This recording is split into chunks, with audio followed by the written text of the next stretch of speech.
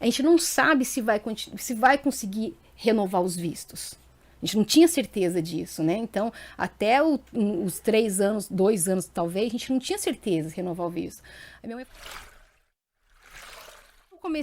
A gente começou a trabalhar ali nesse restaurante, eu, minha mãe e minha irmã. A minha mãe tirou a carteira de carro, né? Aí depois ela tirou a carteira de caminhão e começou a trabalhar nessa empresa aí, não mais na cozinha, mas como fazendo haitatsu fazendo entrega de bentôs para os taxistas. Aí depois dirigindo os carros dentro do leilão, depois caminhão e assim foi, né? A minha irmã continuou. Eu e minha irmã continuamos na cozinha por mais 6 meses, até que depois que estava tudo estabilizado, a gente tinha conseguido visto pelo menos de mais 1 ano, aí eles falaram, Randa-san, para mim, né? Agora tá na hora de você ir para a escola, porque eu ainda tinha idade para entrar no último ano do Chugako, que é o ensino, porque no Brasil eu terminei o ensino fundamental e vim para o Japão, só que eu estava 1 ano adiantada. Então eles falaram, você ainda tem idade para entrar no Chugako, você quer estudar? Minha mãe falou, vai, né? Você vai estudar, né? Se tem oportunidade, vai. Porque ela falava assim, a gente não sabe se vai conseguir renovar os vistos. A gente não tinha certeza disso, né? Então, até os 3 anos, 2 anos talvez, a gente não tinha certeza de renovar o visto. A minha mãe falava assim, olha, a gente não sabe se daqui 6 meses a gente tem que ir embora. Dinheiro mesmo, talvez a gente não vai levar. Então, vamos aproveitar ao máximo. Se você tem oportunidade de estudar, vai estudar. E eu sempre gostei, né, de estudar as coisas assim e tal. Aí eu fui. Eu fui pro Chugako, eu entrei no mês de maio. Mês de maio. É porque o mês 4 que começa, né? Mês 4 começa, eu comecei no mês de maio.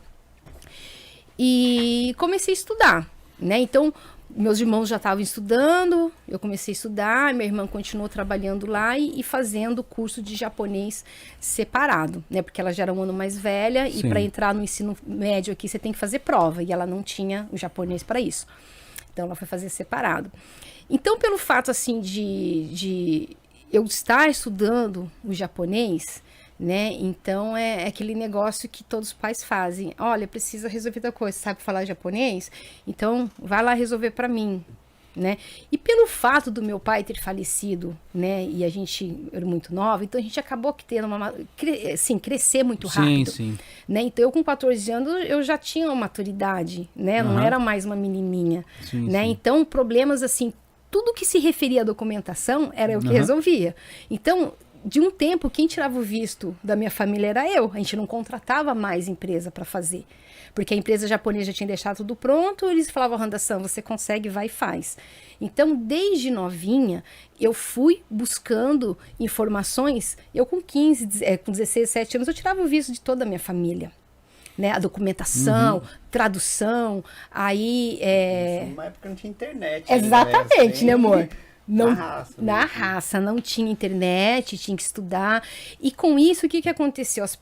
A comunidade brasileira na época em Hamamatsu, ainda é hoje, né? Não era muito grande e não tinha essa facilidade que tem hoje. Você vai em Hamamatsu, hoje tem placas em português.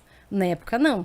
Então, como eu era, assim, digamos, da galera aqui, tinha oportunidade de estudar, que falava um pouquinho mais, todo mundo vinha em casa.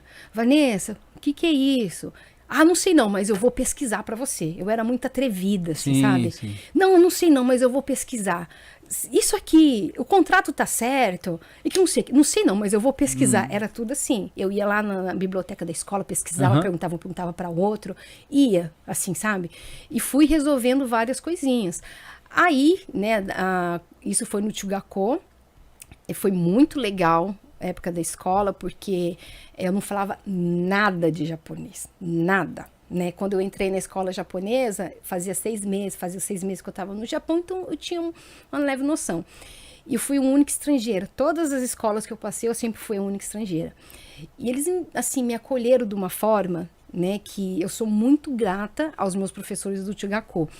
Que era assim, sabe aquele negócio que você andava na rua, tinha um monte de criança da escola que ia me seguindo? puxava meu cabelo, assim, pra ver se eu era de verdade, sabe, umas coisas Sério? assim. Eu ficava morrendo de vergonha, né? Porque eles vinham, eles tocavam em mim, saía correndo, sabe, umas coisas assim. Eu falava, gente, o que é isso? Isso é porque você não tinha o cabelo enroladinho. Exatamente. Porque quando eu conheço muita gente que tem o cabelo bem enroladinho, toda criança queria saber se era de verdade esse cabelo. Toca, né? Fica tocando, né? E olha, comenta e vai lá e pega. E o duro que nessa época não era criança só. Tinha professor que vinha brigar com as mães falando que não podia fazer pama nas crianças, que não podia pintar o cabelo das crianças de loiro. Quando a criança tinha o cabelo loirinho, nossa, era terrível. Eu conheço vários pais que têm história com isso. Sim, né? O meu caso eu não tinha isso, mas assim, acho que para eles era muita novidade, né? E claro que quando você acaba de chegar na escola é uma novidade para todo mundo. Então até os primeiros meses era uma novidade. Todo mundo vinha, né, aquela coisa toda, queria me ensinar as coisas. Aí passou um tempo, virou já mamão com açúcar. Aí cada um foi cuidar da sua vida, né? E eu ficava lá. E agora, o que eu faço? Né? Então não tinha ninguém, por mais que elas quisessem me ensinar, era o último ano do Tchugakô. Então estava todo mundo focado para estudar, para entrar no ensino médio, no Cocô. Então aquela fase de euforia passou. Aí eu falei, o que eu vou fazer? Eu não entendia nada. Eu falei, eu vou estudar. Aí a professora olhava a lousa, eu ficava copiando. Sem entender, achava fantástico o kanji, eu ficava copiando os kanjis, copiando. Até que a professora falou assim, Anderson, eu vou comprar um livro para você aprender os primeiros. Eu também acho fantástico, como eu não consigo entender nada. É muito doido. Aí eu comecei a estudar sozinha, enquanto os outros alunos faziam as matérias deles, eu estudava sozinha. Né? Eu pegava, formava frase e tal, e mostrava para ela, tá certa essa frase que eu construí? Aí da frase eu fui fazendo redação, e fui melhorando, né? Para não ficar ali ociosa dentro da sala de aula sem fazer nada, que eu poderia muito bem dormir ali. Falei, não, vou aproveitar. Minha mãe falava, aproveita. Falei, então eu vou aproveitar. E esse aproveitar a gente ficou até 32 anos, né? Sim.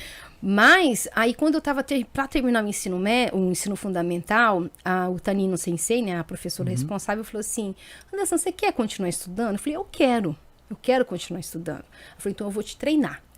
Então, vamos procurar uma escola que você tenha condições de ingressar e dar continuidade no seu estudo de japonês e assim vai. Até que eles acharam uma escola que até renomada em Hamamatsu, né? Chama Hamamatsu Takoto Gakko. Então, eles tinham o ensino diurno e o ensino noturno. O noturno, 4 anos, e o diurno, 3 anos. Sim. Então, para entrar nessa escola, né, então eu tinha 2 formas. Eu fazia a prova como qualquer um, ou entrava por suicem, que fala por recomendação. Sim, indicação, né? Indicação. Então, ele falou, a gente vai te indicar, então, mas você vai precisar fazer uma redação e fazer entrevista. Então, os últimos meses, 4, 5 meses do Tchugakô, o meu dilema era treinar a redação. Aí os professores se revezavam para ir no Roka, né, no corredor, para treinar entrevista comigo. Então eles falavam, Anderson, vem aqui. Aí eu sentava na cadeirinha lá, eles ficavam fazendo perguntas para mim para ver se eu conseguia responder. E ficou assim, eu não acompanhava, nunca acompanhei a sala, né? A não ser o inglês e as aulas de KTK, que é de culinária, essas coisas, o resto eu não acompanhava. Porque você já não veio tão criança, né? Então era um negócio mais complicado. Exatamente. Né? Então ele fazia esse treinamento comigo lá, até que eu consegui ingressar no ensino médio.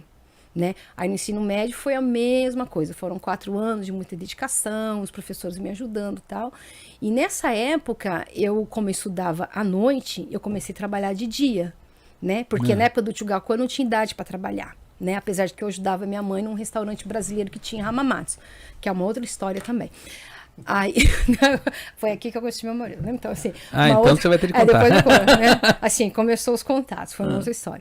Mas aí, quando eu comecei a estudar no ensino médio, eu já tinha idade para trabalhar e fui trabalhar em fábrica.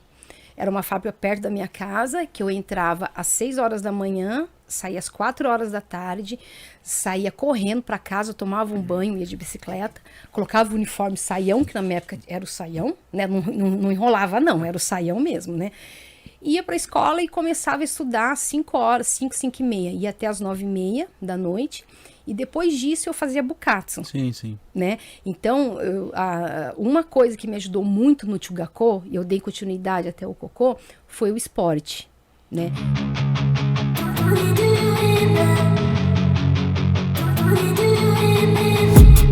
I've been dreaming on in my head like I've seen it. A life worth living is a life with meaning. I'll do what I love till my heart stops beating. I'm feeding this demon.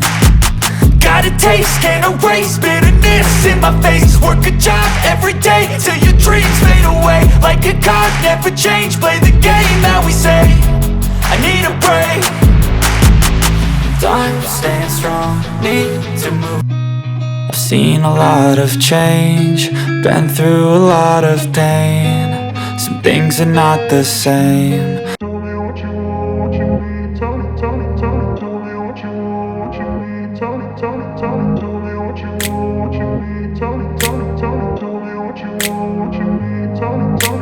grew up in a place where they told you what to chase, told you how to run the race. Every move was on the page, but I didn't like their